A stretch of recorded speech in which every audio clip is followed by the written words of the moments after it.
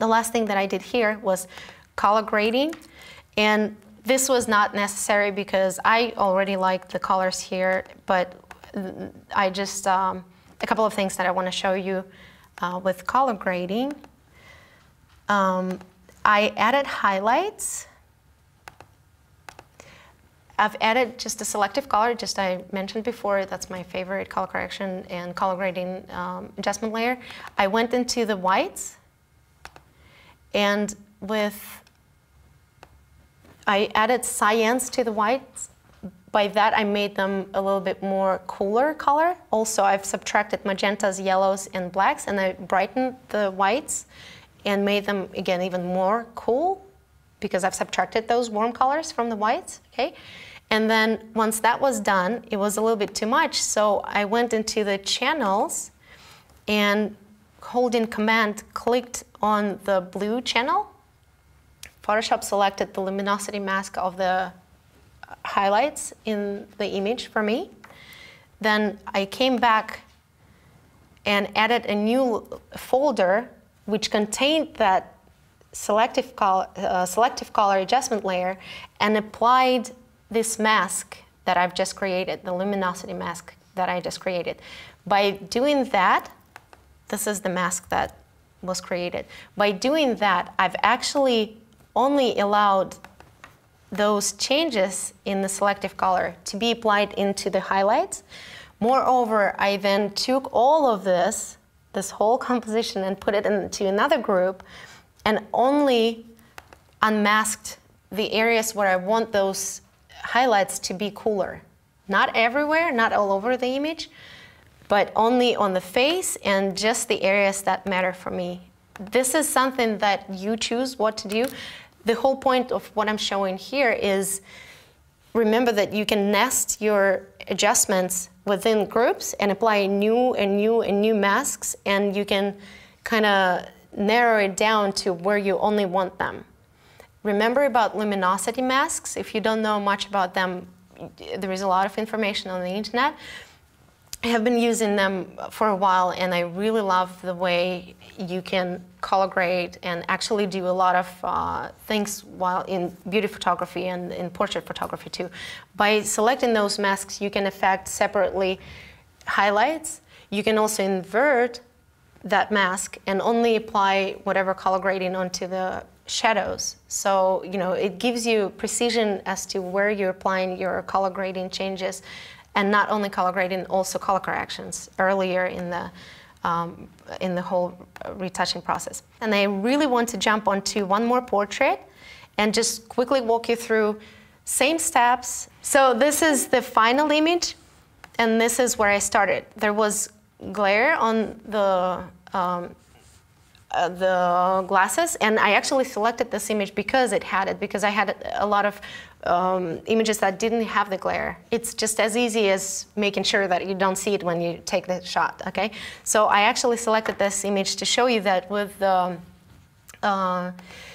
adjustment layers that I've talked about, the hue and saturation, selective color, and having a new layer set to color blending mode, you can even fix that. So I'll move closer. And I did those changes between the frequency separation layers. So I did it all under the texture. It's not necessary because it was only the color corrections, but I went underneath and applied selective color and hue and saturation, and just the layer on blending mode, another selective color. And you can see there are many, many steps that I actually went. Yeah, oh, many, many steps. See, so 1, 2, and I will show you the masks. See, just a little bit here, iris. The iris was green, I made it blue. I'll get in so you can see. I've just took the saturation out of this and shifted the colors. Then the whites were a little bit dark, so I added a curve layer, and this is what I applied with the curve here. Then skin behind the glass. This was green. I made it a little bit too purple, but I just couldn't get too close to the color that I wanted. So I left it at that and started working on top of it. with selective color, minus magenta, minus yellows, and step by step I actually apply it on different areas, and then warmer shadows right here by subtracting cyans from the reds, like I mentioned before. So the whole point here is that select those areas that you need to adjust and use as many adjustment layers as you need and mask everything else out so that you have a lot of precision. And again, hue and saturation, the blending mode, color blending mode, and selective color are just as perfect for, to change completely the color of a whole area. And then here, I've also worked on the hair. She's one of my most favorite models for the entire time that I've been shooting. She didn't dye her hair before the photo shoot. Obviously, it was just for us, and you can see that it's a little bit less warm as the rest of the hair. So here, within the frequency separation, it's one of those great things that you can do with frequency separation.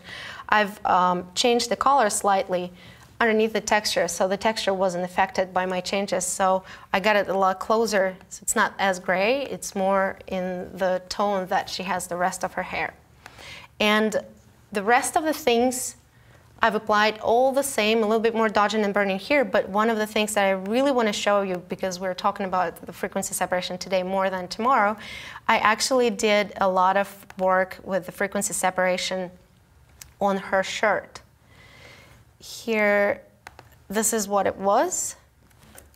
And by applying the frequency separation and between the high frequency and low frequency layer, I could paint in and darken those or brighten those shadows on the on this area, on the collar. And then the short at the bottom here, it was such a big area and had so many different just little wrinkly, but if I start painting, I'm probably not going to get it right. So what I did here, I actually selected this whole area just with the selection tool. And this is probably going to look horrible now because I'm trying to show it so fast. Then I refined the edge just to make sure that it's not cut out, not too sharp of the edge in my selection. Subtracting contrast and feathering usually does that, just to make the selection edges a little bit softer, then okay. And then I took it to the new layer, Command J again, and applied median noise. I can actually look at what I'm doing and just soften that. And what happens is, see, we still, most of the details are still there, but that wrinkly stuff goes away.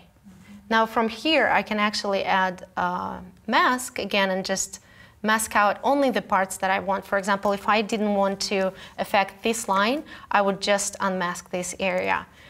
Or the opposite, I could just mask this back. There we go.